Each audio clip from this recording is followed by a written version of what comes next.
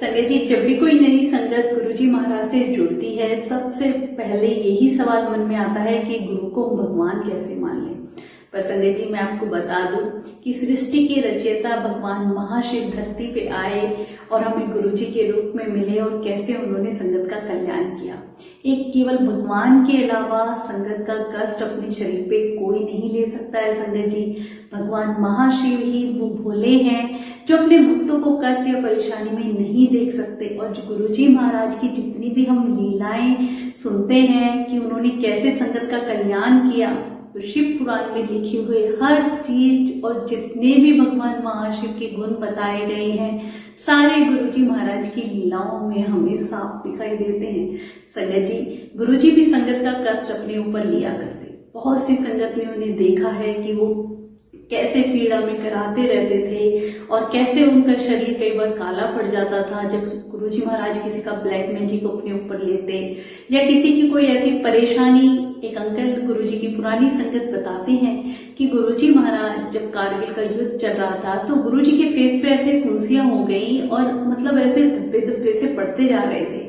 तो डॉक्टर को बुलाया गया कि गुरुजी बीमार तो नहीं है, और वो कुछ दिनों बाद फिर गायब हो जाते थे। तब पता चला ये गुरुजी की लीला थी कि कारगिल में जितने भी लोग जख्मी हुआ करते, उनके जख्मों के निशान गुरुजी के शरीर पे साफ दिखाई देते थे। संगत जी, तो भगवान शिव ही तो हैं जो अपने भक्तों का, अपनी संगत का कष्ट अपने शरीर पे ले लेते हैं। गुरुजी महाराज के मंदिर में एक बार एक आंटी अपने छोटे बच्चे के साथ आती है, आके बैठती हैं, तो सेवादार उन्हें चाय प्रसाद देते हैं। बच्चे के हाथ से वो चाय प्रसाद गिर जाता है और गर्म चाय प्रसाद बच्चे के पैर पे गिर जाता है और बहुत तेज रोने लग जाता है। अब सब घबरा जाते हैं कि डॉक्टर को बुलाएं, क्या करें। तो गुरुजी कहते डॉक्टर की जरूरत नहीं है, इसको बोलो पीछे जाके बैठ जाएगी। वो आंटी बच्चे को ले जाके पीछे बैठ जाती है। थोड़ी देर तो बच्चा रोता है, फिर अपने आप ही चुप हो जाता है। कुछ देर बाद जब वो आंटी चली जाती है, बच्चे को बस वहां पे थोड़ा सा लाल निशान पड़ता है और वो चुप हो जाता है। तो सेवादार क्या देखते हैं कि गुरुजी के उसी पैर पे इतने छाले पड़े हुए हैं, गरम गरम चाय प्रसाद के जैसे गरम गरम फफोले वो हो जाते हैं। संगत जी, वो देख के संगत की आंखों में आंसू आ गए कि गुरुजी महाराज कैसे अपने भक्तों का कष्ट अपने शरीर पे लिया करते, हर संगत का इतना ख्याल रखते, कैसे उनकी बीमारियां शरीर पे लेके कष्ट में रहते थे। और संगत जी, आपको पता है जब गुरुजी महाराज भी कष्ट में रहते थे तो गुरुवाणी सुनते थे। जब भगवान इंसानी रूप में आए हैं, पर जो हम इंसान हैं उन्हें भी वही दर्द होता था संगत जी, पर वो हमारे लिए सब सहन करते थे।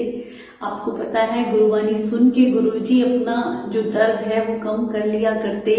इसी प्रकार गुरुजी हमें भी यही कहते हैं कि गुरुवाणी सुनिया करो, समझ ना आए तब भी हमारे कर्म भी काटती है और हमें वो कष्ट सहने की ताकत भी देती है। संगत जी, गुरुजी महाराज के पास एक आंटी आई रोती हुई, तो गुरुजी बोले मैं इतने दिनों से तुझे बुला रहा हूं तो क्यों नहीं आई।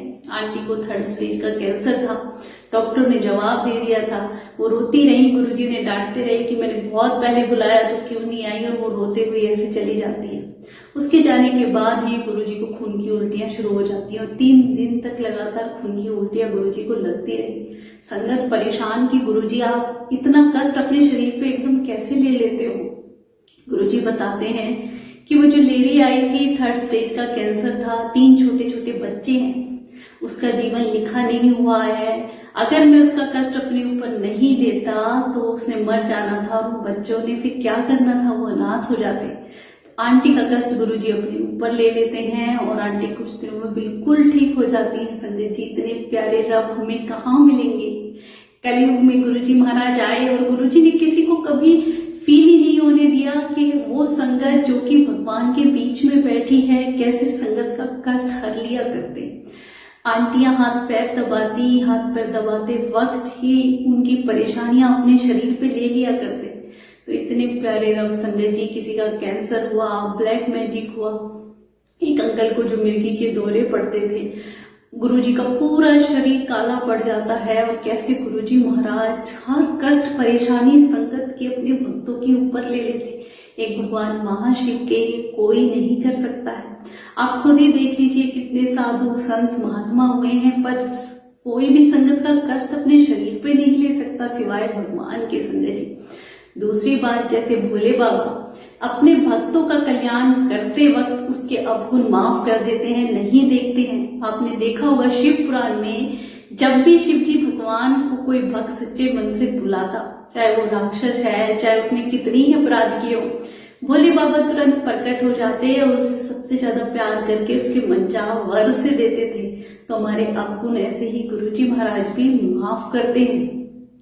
गुरुजी महाराज जितने भी हमारे अवगुण होते हैं उन्हें बस हमारी सच्ची भक्ति देखते हैं, ये नहीं देखते हमने क्या किया क्या नहीं किया। अगर सच्चे मन से हम उनकी शरण में जाते हैं और उन्हें पुकारते हैं संगत जी और कह देते हैं कि मेरे में अवगुण भरे पड़े हैं गुरुजी, वो भी आपके चरणों में अर्पित हैं। जब हमारी अरदास ऐसी होती है ना संगत जी, तो गुरुजी महाराज जरूर सुनते हैं, हर बात सुनते हैं। संगत जी, तीसरी बात, मन की हर बात पढ़ लेना। कोई भी आता संगत तो गुरुजी पहले ही सब कुछ बता देते। किसी संगत के आने का भी गुरुजी को पहले ही पता होता, सेवादार से पहले ही कह देते ये संगत आएगी, ऐसे कपड़े पहने हुए हैं और इतनी बजे मंदिर में एंट्री करेगी, और उसे वैसे ही होता। घर की ऐसी छोटी सी छोटी हर चीज, हर बात जो संगत को खुद नहीं पता होती थी, वो घर जाके चेक करते तो वो सही निकलती थी।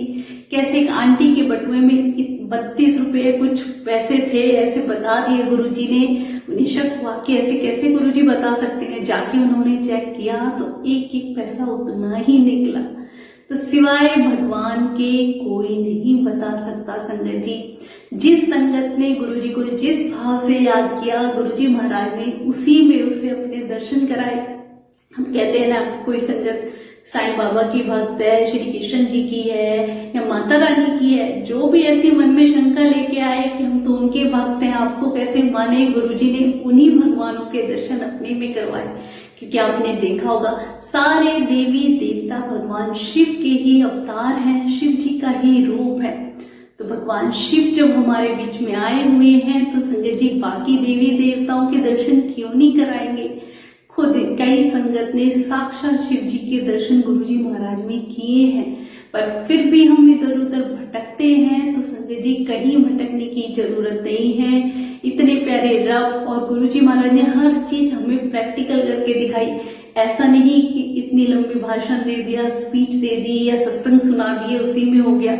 जो किया गुरुजी ने सब प्रैक्टिकल करके दिखाया और संगत का खुद एक्सपीरियंस है संगत जी। और सबसे बड़ी बात, कोई संगत आती उसको कभी मना नहीं किया तुम ये करो या ये मत करो, या कोई नियम नहीं बताए, कोई उपाय नहीं बताए, किसी भ्रम में नहीं डाला, ना कोई पूजा ना पाठ। और कैसे जो भी संगत आती उनके अंदर गुरुजी अपनी एक दृष्टि से ही उनके नेचर तक को चेंज कर देते। कैसे उनमें अपने आप बदलाव आ जाता, ठहराव आ जाता, कैसे उनका अहंकार छूट जाता, कैसे उनमें विनम्रता आ जाती, सहनशीलता आ जाती।